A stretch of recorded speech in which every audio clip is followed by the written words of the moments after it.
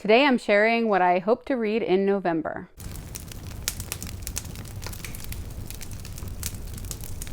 I said that I wasn't putting a video up on Halloween, but I changed my mind because I remembered that I wanted to make a video about what I was planning on reading in November. This is a really ambitious pile because of the fact that I am going to be doing NaNoWriMo, and I don't think I'm going to be reading quite as much in November as I read in October. However, there is something a little bit different about this pile of books, and so it might make it easier to get to them. So first I'm going to share the books that I have to for sure read this month. The book for my book club last month was When We Were Young and Brave by Hazel Gaynor.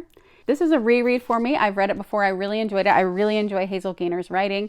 I planned it out to be the last book I read in October because I knew I had a lot of other books I wanted to read, and I just didn't get to it. So about halfway through the month, I realized there's no way I'm going to get to this book this month. So it's going to be the very first book I read in November. Then I will have the book for book club for November, An Old-Fashioned Girl by Louisa May Alcott.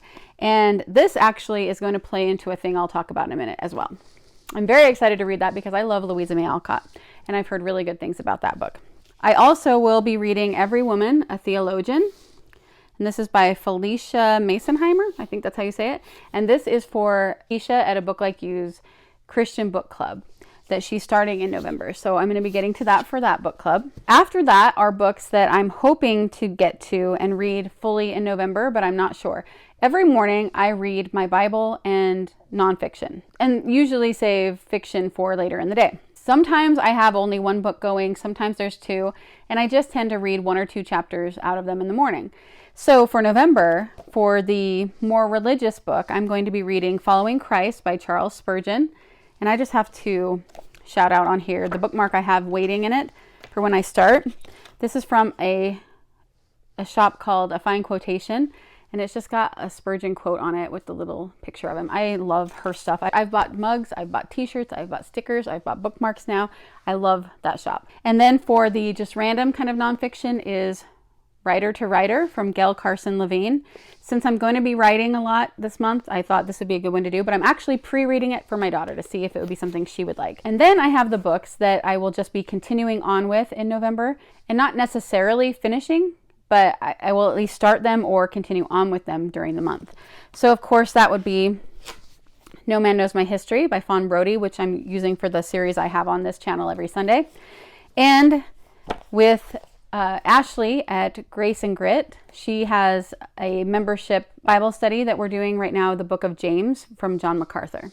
So those, well, I'll continue. So for my literature course, I'm going to be starting Paradise Lost, and I will be reading Preface to Paradise Lost by C.S. Lewis. So those will probably happen in November, but I don't know if it'll be the whole thing or not. The last grouping are books that are part of a project I've been doing all year, and I really need to finish it up, and I want to finish it by the end of November. And that is that I have a lot of books on my TBR cart that I haven't read, that when they came out, I wanted to read them. And now I just don't know. They're not necessarily the ones I'm reaching for now.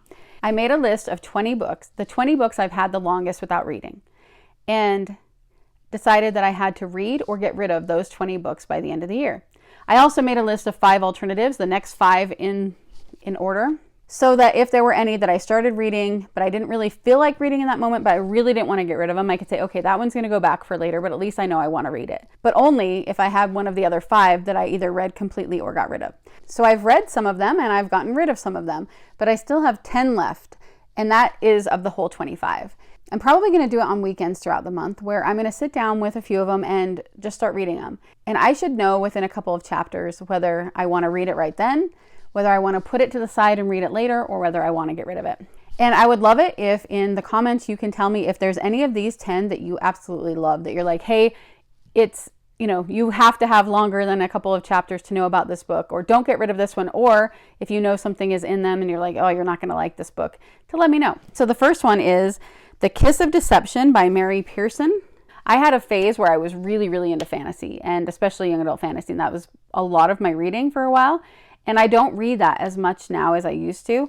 And so I'm not sure if this is something that will grab me or not. The next one is Return to Exile. It's the first book in the Hunter Chronicles by E.J. Patton.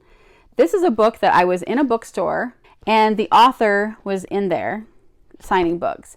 And I just whenever I see somebody like that, I just feel like I need to go and buy their book. And then it did have a blurb from Brandon Mull, who I do like, so I thought I should try that out, but I still haven't got to it. The next one is book 1 in the Ruins of Gorlin, Ranger's Apprentice by John Flanagan. And then I have the next book in the Princess Academy series, The Forgotten Sister by Shannon Hale. And I think I was really excited to read this when it first came out because I loved Shannon Hale. I am not a fan of Shannon Hale anymore. I still like her earlier books, but I don't like her newest ones. And so I don't know if this is going to be more like her newer books or if it's going to be more like her older books. And so I've kind of been putting it off. So let me know if you know anything about that one. Okay, then I have Treasures of the Snow by Patricia St. John, Bound for Oregon by Jean Van Leeuwen, Patterns on the Wall by Elizabeth Yates, Into the Unknown. And this is Matthew Henson, Jacob Bull, and Bernadine Bailey. This was one, I guess it's 3 different Arctic explorers.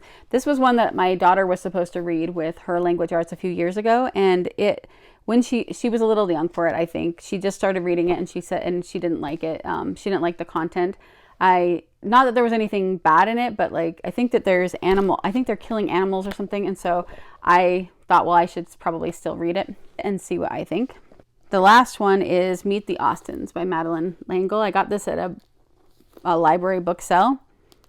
And before I got this, I had read Wrinkle in Time and liked it. So I had never heard of this one and I thought I'd give it a try. So besides those books, it's really not a huge pile, considering that some of these are books I don't plan to probably finish in November, and that some of these are early morning ones where I read a couple of chapters in the morning. Then it's not really a huge pile besides these.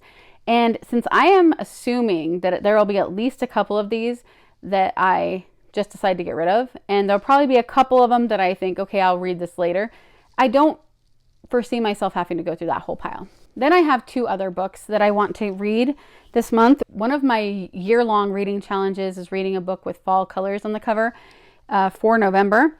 And I have this Our Town by Thornton Wilder, and it has little fall trees there. So I'm going to try to get to this play. And then the book that I really want to get to this month for fun, so if I get to the end of the month and I haven't finished all of these, then I will probably just stop and get to this one, is I want to read Can't Help Falling by Courtney Walsh. This is really cute. I've been seeing these books that I guess they made a whole collection of fall-themed Christian romances this fall. And I've been hearing really good things about them, but this is the one that sounded the most appealing to me. And so I didn't want to get all of them until I had read at least one. And I've never read anything by Courtney Walsh, I don't think. So I'm pretty excited to read this one. So that's it. That's the books I'm hoping to get to and figure out this month. And I'm sure there'll be a few more books thrown in. By the end of the month, I'll have books that I read that I forgot I was going to read or decided to read. But these are the ones I know for sure about right now. So again, if you've read any of these, especially the ones on my read them or get rid of them list, let me know what you think of them. And let me know what you're planning to read in November.